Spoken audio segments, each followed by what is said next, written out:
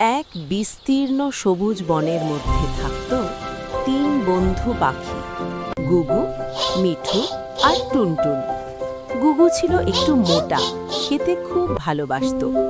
মিঠু ছিল বুদ্ধিমান, সব সময় শান্ত। আর টুনটুন ছিল দুষ্টু আর হাসি খুশি। প্রতিদিন সকালবেলা তারা তিনজন একসঙ্গে খাবার খুঁজতে উঠত, নদীর ধারে বসে গল্প করত। সন্ধ্যায় ফিরে আসতো তাদের বড় আম গাছের বাসায়। একদিন বনে বড় ঝড় উঠল, আকাশ কালো করে এলো, গাছ দুলতে লাগলো, পাখিরা সব ছুটোছুটি করছে।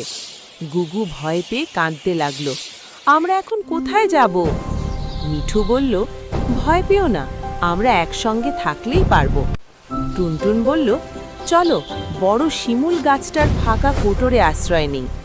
তিনজন মিলে ঝড় উপেক্ষা করে সেই গাছের দিকে উড়ে গেল। প্রচণ্ড বাতাসে ওদের ডানা কাঁপছিল, কিন্তু কেউ কাউকে ছেড়ে দিল না। অবশেষে তারা নিরাপদে গাছের কোটরে ঢুকে পড়ল। ঝড় অনেকক্ষণ চলল, কিন্তু তিন বন্ধু একসঙ্গে লেগে বসে রইল। ঝড় থামলে তারা বাইরে এলো, দেখল বন আবার শান্ত, আকাশ পরিষ্কার নীল। গুগু বলল, আজ বুঝলাম বন্ধুত্ব থাকলে ভয়ও ছোট হয়ে যায়। মিঠু হাসল, হ্যাঁ, আমরা একসঙ্গে বলেই বেঁচে গেলাম। টুনটুন উচ্ছ্বাসে ডানা ঝাপটালো, তাই তো, আমরা তিন বন্ধু সব সময় একসঙ্গে।